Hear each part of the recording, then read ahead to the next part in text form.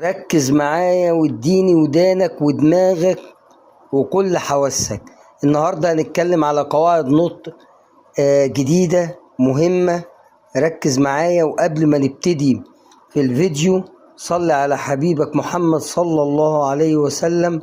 ما تصلوا عليه يا جماعة، عليه أفضل الصلاة والسلام. النهاردة يا جماعة الإيه والآر، احنا لسه مكملين معاكم سلسلة قواعد النطق. هتتعلم انجليزي، يعني هتتعلم انجليزي وهتقرا ان شاء الله. خد بقى عندك الايه والار دول، اوعى تيجي في يوم من الايام تنطقهم ار. ما هو الايه زي الالف والار زي الر في العربي، بس هنا يا جماعه ليهم صوت لازم تكون عارفه. الصوت بتاعهم ار. هنا حطيت لها السي، طبعا السي هنا تنطق زي حرف الكاف، لان هو طبعا ما جاش وراها لا اي ولا اي ولا واي، فعشان كده ننطقها زي الكي او الكاف. تبقى الكلمه ايه؟ كار. طيب ذراع، حاول تشتهجى زي ما عودتكم. ارم. هي نفس الكلمه حطينا لها اف. تمام، برافو. تبقى ايه؟ فارم.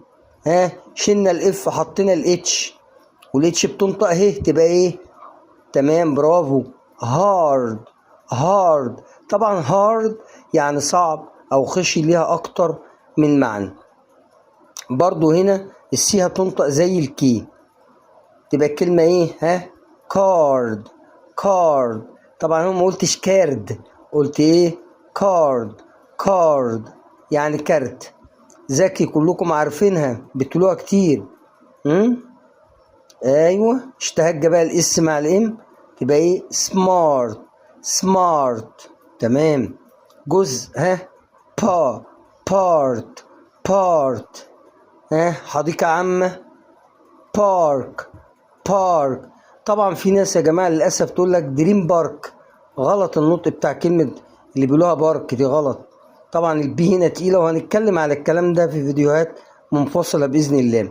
النطق الكلمة بارك، لأن في كلمة تانية اسمها بارك بالبي الخفيفة، معناها ويعني آسف في اللفظ نباح الكلب. تمام. الكلمة دي بقى تمام، برافو. الاتش طبعا اتفقنا ان هو بينطق اهي. هارم يعني ايه؟ ضار، حاجة ضارة يعني. الكلمة دي حطينا الدي، دارك. تمام. يبقى الاي والار يا جماعة عرفنا نطقهم النهاردة بتنطق ار.